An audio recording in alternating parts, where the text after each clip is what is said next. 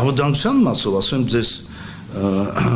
նո ես պատկերացնում եմ որ այդպես է ընկալում է հասարակության, բայց հիմա ավելի խորքային եմ հասկանում մի բան։ Այն իմ հայտարարությունը համեկում ես որ ասեցի որ ամենահարց տվին ինձ ինչ եք տեսնում այսօր ամենամեծ սպառնալիքը Հայաստանի Հանրապետությունում ես ասացի ոչ թե միայն արտաքինը կամ այլ հասարակության պարակտվածությունն է ինչի է դա ամենամեծ որտեվ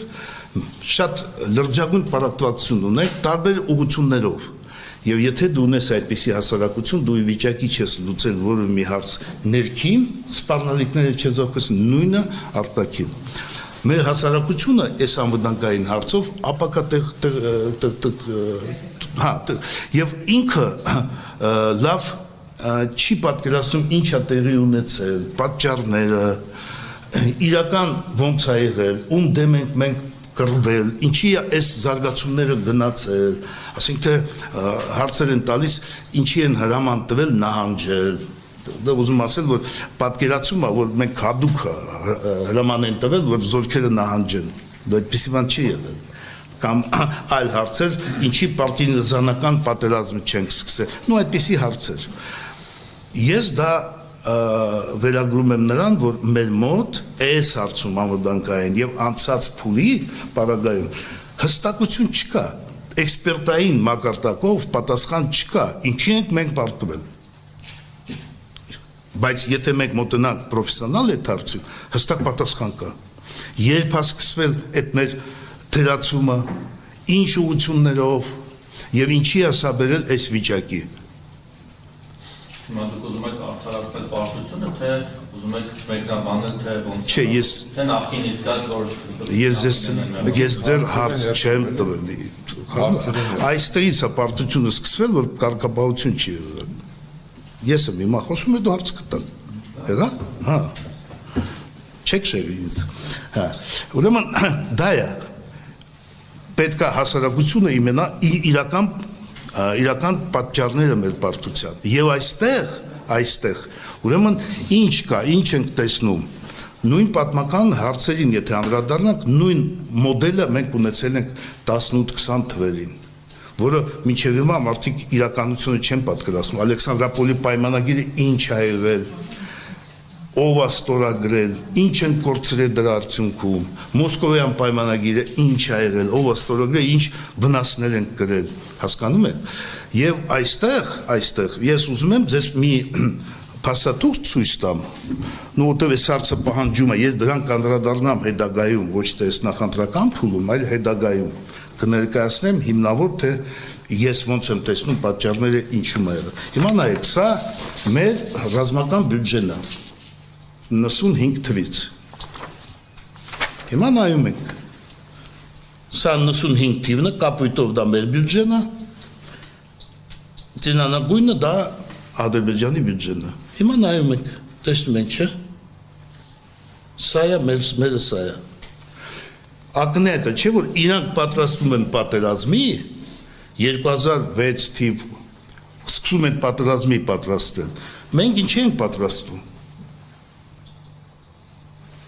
հարցը չէ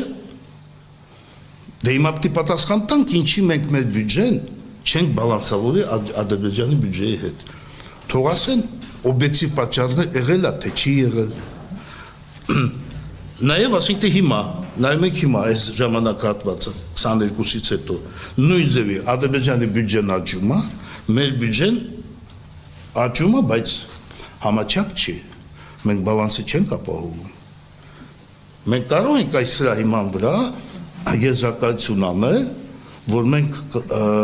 իրավիճակը այդ ժամանակ չենք գնահատել օբյեկտիվ սպառնալիքները չենք գնահատել, adekvat որոշումներ չենք ընդունել եւ չենք ապահովել ռազմաքաղաքական բալանս Ադրբեջանի հետ։ Որ թվականից սկսած կներեք 95 ես ես կտամ սա։ Կթողնեմ ուզում եք կնկարեք։ Սա է։ Հիմա որ մեղավոր ենք ման գալիս։ Իմ խնդիրը հետեւյալն է։ Այո, մեղավորը Եվ ես ասեմ, որ բոլոր իշխանությունները ունեն իրաց մեղավորությունը, եւ այսօրվա իշխանությունը ունի, եւ ինքը կոնկրետ իր բաց թողումը ունի, բայց նաեւ եղել է այսպես վիճակ եւ այսպես տասնյակ բաներ կարող եմ արել, ասենք թե կադրային քաղաքականությունը, քանի որ ես խոսք եմ տվել, որ այս քարոզարշավի ընթացքում ես խոսել եմ երևույթների մասին եւ չեմ անելու սեկ PR աճ ձախ, որտեվ պարակտվածության նաեւ հիմնական պատճառը այս է, որ ցեխ ենք լսնում աճ ձախ չհասկանալով, մարդիկ չեն հասկանում ինչ է եղել, մեղադրում են սրան կամ սրան PR են անում, չի կարելի դա։ Սա է մեր այս վիճակում, բարտելավիճակում չի կարելի այդպիսի բան անել։ Հիմա որ այս մի ուղղությունը, կադրային քաղաքականությունը, մենք ում ենք նշանակել։ Չեմ անդրադառնում ազգան, ես դրան հետո կանդրադառնամ։ Մենք նշանակել ենք մարկանց, որոնք պետք է պատրաստեին պետությունը պատերազմի, որոնք ընդհանրապես այդ ոլորտի մոտիկ չեն եղել։ Երկրորդը, իսկ պետությունը պատրաստվել է դրան, որտեղ գիտենք ինչ, կա զինվորի սխալ, կա կրսել սպայի սխալ, կա գեներալի սխալ, կա նախարարության ղեկավարության սխալ, կա պետության սխալ։ Իսկ եթե պետությունը սխալ է թույլ տալիս, չի պատրաստում, ոնց որ սա բանակը չի ձևավորում այս բյուջեն։ Եթե պետական մակարդակով թույլատրում են սխալ, ապա մինչև զինվորը հասնում է, դա դառնում է մի ոչ թե սխալ, այլ աղետ է դառնում։ Իսկ հիմա ես եւս մեկ անգամ գլոբալ բաներով եմ խոսում։ Իսկ մենք ունենք պետությունը պատրաստելու պատերազմի ծրագիր։ Չունենք։ Հիմա չունենք։ Իսկ 10 տարի առաջ ունեցել ենք, չենք ունեցել։ Իսկ 15 տարի առաջ ունեցել ենք, չենք ունեցել։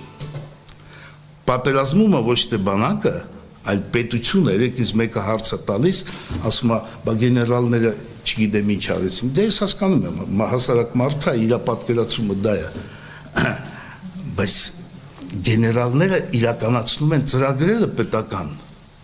Իրանք կարող են իրականացնել այս ծրագիրը թույլ տալ սխալներ, դա իրանք սխալը կլինի, բայց եթե ծրագիրը չկա, հասկանում եք, եթե մեկ հայացակարգ, դա անդրադառնում ենք, որից բխում է նաև այդ պետությունը պատրաստելու ծրագրին, հայացակարգը պետք է որոշի, հայացակարգը դա են կոպիտ ասած ճանապարհային քարտեզն է,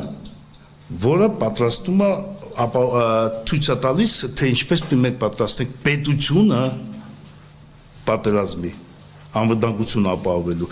ոչ թե միայն ռազմական ոլորտում, նաև տեղեկատվական ոլորտը վերցնենք։ Հիմա դուք շատ լավ տեսնում եք, չէ՞ ինչ քարոզչական բաներ է գալիս, դրսից, ներսից, տարբեր ուղղություններից լրատվական դիվերսիաներ է գնում։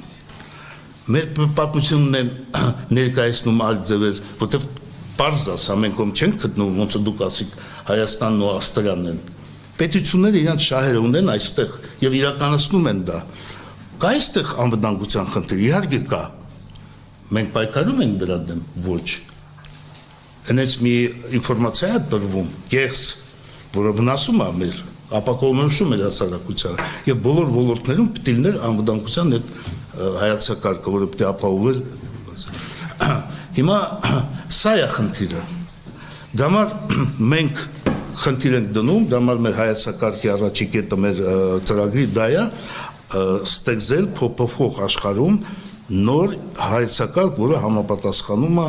ստեղծված իրավիճակին։ Հիմա անդրադառնամ կարճ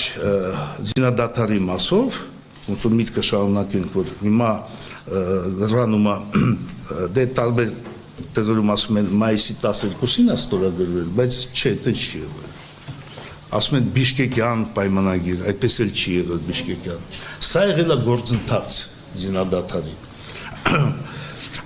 Մենք պատերազմի ընթացքում 3 անգամ փորձ ենք արել հաստատել զինադատար։ 3 անգամ։ Դա մեկը եղել է 92 թվին, այն ժամանակ ես ու Տեր Գրիգորյանցը գնացինք Մոսկվա, պատրաստեցինք այդ փաստաթուղթը, հետո ինքը չկայացավ, որտեղ բալանսը ապահովված չէր եւ շարունակվեց։ Երկրորդ sense լրջագույն դա եղել է 94 թվականի փետրվարի 18-ին, որը նույն ձև ստորագրվեց արձանագրություն Եվ դրանից հետո գործընթացը սկսվեց հետևյալ ձև. ապրիլի 14-ին 94 թվի ԱՊՀ գագաթնաժողովում նախագահները առաջարկեցին հաստատել զինադադար, բայց դա եղել է հռչակագիր դիմում, դա փաստաթուղթ չի եղել։ Դրանից հետո մայիսի 6-ին Բիշկեկում ազգային ժողովի նախագահները Ռուսաստան եւ Ադրբեջան, Հայաստան նույն ձևի եղել է հռչակագիր դիմում, որպեսզի կողմերը գան համաձայնության, Հայաստան, Ադրբեջան, Ղարաբաղ գան համաձայնության եւ զինադադար կնքեն։ Դրանից հետո 10-ին, 11-ին, 12-ին Կազիմիրովը որպես միջնորդ համանախագահ ինքը ուղարկեց պաշտպանության նախարարներին փաստաթուղթ։ Ֆաքսը իր ոնց ինքն ամանում, որտեղ նույն ձև կոչ էր արվում պաշտպանության նախարարներին համաձայնվել զինադադարի։ Դրանից հետո մայիսի 16-ին ու դուք YouTube-ում տեսել եք տեսաերիզները, որտեղ Գրաչովը նստած մեր պատվիրակություն ադրբեջանական, այդտեղ ձևավորվեց այս փաստաթուղթը եւ այս քարտեզը։ Հա, մի հատ ցույց տու։ Սա է եղել զինադադարի քարտեզը։ Այս փաստաթուղթը ստորագրվեց եւ ամենակարևորը, որ այստեղ մասնագից դարձավ Ղարաբաղը եւ ստորագրեց միակ փաստաթուղթը։ Երբ որ բանակցությունները գնացին եւ Ադրբեջանը ասեց մենք չենք թույլ տալիս որպեսի Ղարաբաղը մասնակցի, այդ ժամանակ մենք հարցը դրեցինք, ասենք, եթե դուք ուզում եք զինադադար, ապա մենք պատասխանատու ենք միայն այն հատվածի, որտեղ որ կանգնած են հայկական զորքերը, իսկ Ղարաբաղի այդ մասով դուք իրանց հետ գնացեք։ Ստիպված իրանք համաձայնեցին ստորագրվեց այս փաստաթուղթը։ Ադրբեջանը պահանջում էր, որպեսզի խաղապահուժերը լինեն նաև այն ժամանակ ոչ թե ԵԱԿ-ը, այլ հանձնաժողով էր։ Իրանց դիտորդները լինեն։ Եվ այդ տեսահերիզում դուք տեսնում եք, երբ որ իրանց նախարարը Մամեդովը ասում է, մենք ուզում ենք, որպեսզի լինեն դիտորդներ եվրոպական, Գրաչովը ասեց, դե չէ, մենք ենք միջնորդը, մենք ենք, թող մի երկու հոգի գա։ Բայց այստեղ իրանք որպես այս պայմանագրում հատուկ կարծիք գրել են։ Եվ դրանից հետո ինչ տեղի ունեցավ։ Ադրբեջանը մտածեց, որ ինքը ստորագրելով այս փաստաթուղթը հասնում է հետևյալ նպատակին, որ մեր զորքերը այս ազատագրված տարածքներից 7, որը մենք ունեինք, վերադառնում են Ղարաբաղի սահմանները 88 թվի։ Հետո որ մյուս օրը մենք գնացինք Գենշտաբ այս քարտեզը ձևավորելու, ադրբեջանցիները ինձ ասում են, բան արեք, Քելբաջարի կողմից զորքը ուր է քաշում, ես պատասխանում, բայց այստեղ շփման գիծ չկա, այստեղ փաստաթուղթ գրած է շփման գծից 5 կիլոմետր աջ ձախ։ Եվ այստեղ ինքը ասեց, ես գնալու եմ Բաքու, կապվեմ Բաքու, գնաց կապվեց Բաքու, վերադարձավ, էլի հարց տվեց, ես ասեցի ոչ, այստեղ դուք չեն գալիս, ինքը նորից գնաց, ու հետո ես ասեցի ռուս գեներալներին, այդտեղ կար մի տարի նախին, որը խաղապահուժերի հրամանատարն էր, ասեցի ես սրանց հետ աշխատելու իմաստ չեմ տեսնում, թուղթը ստորագրված է, իրանք ուզում են այստեղ այլ բան ստանալ, չի լինելու։ Երկու օրից հետո Գրաչովը ինձ հրավիրում է իր մոտ, իմ մոտ այն ժամանակ գտնվում էր Բաքո Սահակյանը, մենք միասին գնում ենք այնտեղ եւ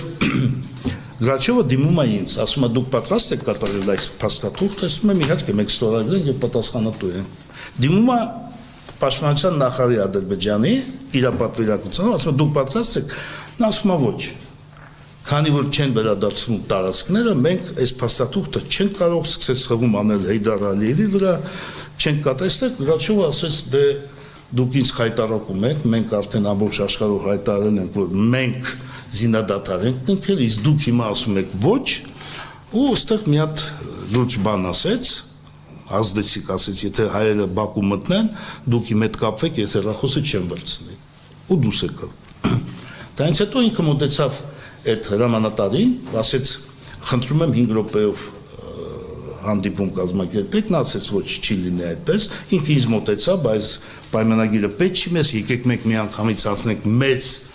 քաղաքական պայմանագրերը, ես էլ ասեցի, որ չէ, միջազգային իրավունքը ասում է հետևյալ, որ պետք է կնքվի զինադադարի պայմանագիր,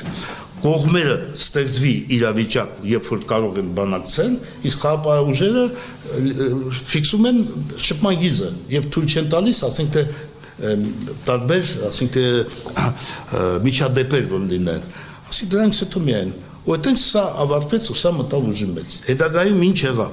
դա շատ կարևոր է։ Հետագայում Ադրբեջանը ամեն ինչ արեց, որ ռուսական խաղաղ ուժերը չմտնեն, այս հարցը մտցրին ԻԱԿ-ը ու քննարկվեց հարցանտեղ։ Մի կողմից դրական էր, որ որոշում ընդունվեց, որ սա անժամկետ զինադատարի փաստաթուղթ է, բայց մյուս կողմից հարց դրվեց, որ պիտի մտնեն ոչ թե ռուսական խաղաղ ուժեր, այլ միջազգային։ Եվ այս պայքարի ընթացքում ստացվեց հետևյալը, որ ռուսները չմտան, նաև չմտավ ու մնաց այս վիճակը, այս կարգավիճակում։ Ինչու Արցախի հարցը այդ բանկի վերջնական չլուծվեց, այդ հարցերը շատ են բանանում։ Հա, ճիշտ եք ասում։ Այդ մասով խոսում են մարդիկ, որ ասում են պիտի գնայինք կապիտուլյացիայի եւ ամեն ինչի, դա այդպես չէր։ Սա նու կարող է քարոզչության տեսանկյունից ճիշտ է այդպես բաների ժամանակ ասել, բայց իրականությունը չէր համապատասխանում։ Այն էս չի, որ իրանք պարտվել էին կամ իրանք մենք ոչնչացրել ենք իրանց բանակը կամ ոչնչացրել ենք իրանց տնտեսական ներուժը, այդպես չէր։ Իրանք մի ամիս առաջ միջև այդ զինադադարը վերցրին Գորադիսը։ Եվ բաներ կա, որ հասկանում եք, ես սահմանափակված եմ, չեմ կարող ասել բաներ, որը վնասում է մեր պետությանը։ Անկախ որ ժամանակ անցել է, ես համարում եմ, ես չեմ կարող թույլ տալ, էլի բաներ ասել մեր կողմի, թե ինչ էր խանգարում մեզ։ Որտեղ ես այն ժամանակ այս ամեն ինչով զբաղվել եմ, ես տիրապետել եմ ռազմավարական իրավիճակը, մեր բանակի, իրանց բանակի, միջնորդների մոտեցումները եւ այլ։ Դրա համար այդ ժամանակ նա ով ասում է, նա իրավիճակը չի տերապետել։ Այս շփմագիծը որ կա, սա ամենաօպտիմալն է, որը մենք կարող ենք ապահովել։ Հասկանում եք։ Հա, եթե իհարկե կլներ ռազմական առումով, ռազմաքաղաքական, ավելի ճիշտ գնայինք նստենք քուրի վրա, բայց դա ցանկություն ամեն ինչ իր հետևից պարունակում է ռեսուրս, ֆինանսական, սպառազինություն, մարդկային եւ այդ պահելը պիտի ապահովես։ Բայց այս շփմագիծը մոտարապես 300 կիլոմետր, 285 այս, եթե գնում ես, դա երկու անգամ ավել է, հասկանում եք։ Հա։ Պարոն Հարությունյան, նախ իհարկե ասեն ձեր թիմի հետ կապված հարցեր կա, բայց ասեն մեջտեղից սկսեմ։ Դուք որ ասում եք սպառազինությունը բանակը չի հզորացել 95 թվականից սկսած, Ադրբեջանը հզորացել է, ավելացել է, այդ մենք էլ գիտենք ժամանակին քննադատել են, հետաքրքրն է վերջին մինչև 18 թվականի 2008-ից 18 երբ որ Սերժ Սարգսյանն է այդ շրջանները դուք քննադատականից վերաբերում։ Եթե այդպես ապա ձեր կողքը նստած Վահան Բաբյանին հարցել եք, օրինակ Սերժ Սարգսյանին ինչի համար է պաշտպանում այդ դեպքում, որտեղ վերջին տարիների միջև այս ամեն ինչը սկսվել է, պարոն Բաբայանը Սերժ Սարգսյանը շատ սերտ համագործակցում էր կամ կարելի ասել նրա հովանու ներքո էր իր քաղաքական ճանապարհ անցնում, չնայած որ դա այնքան քաղաքական պատգամավոր էր ԲՀԿ-ից էր, կամ նրան էր մի խոսքով պաշտպանում, մենք տեսնում ենք, որ նրա հետ ասոցիացիան հիմա երևի առանձնացավ։ Հիմա օրինակ դուք այդ հարցերը տալիս եք իրեն, ոնց եք օրինակ վերաբերում նույն Սերժ Սարգսյանի կառավարման շրջանին, որ այդ քննադատությանը այդ շրջանի ինքը չի բան արել, սպառազինվել։ Ու մեկ էլ Փաշինյանն էլ ասում, որ նախկինում չեն զինվել, թալանել են, չգիտեմ, բանակը չեն հզորացել, դրա համար պարտվեցին, այսինքն այդ նույն թեզերով եք հիմա դուք էլի այս ամեն ինչը բացատրում կամ արդարացնում եք պարտությունը։ Պարոն Բաբյանն էլ արձագանքի դեպս արձագանքի ես կորոշեմ, մեր մոտ ստեղ բան կա էլի։ Չէ, իմ հարցին ասում։ Հա, չէ, հասկանալի է, ես պատասխան եմ, դուք գիտեք, որ մենք այս բաներին, որ ես քննադատում եմ, ում եմ քննադատում, բոլորին, և ոչ թե իրանք չեն զինվել են, խոսքը գնում է, որ իրանք կտրուկ աճ են ապահովել, իսկ սա հիմքն է, այդպիսի տերմին կա, ռազմական հզորության, բյուջեն, այո, եւ եղել է բաներ արել, բա չի, ոչ չի եղել։ Խոսքը գնում է այստեղ, որ մենք չենք ապահովել այդ բալանսը։ Իրանք ավելի շատ են աճել, մենք ավելի քիչ։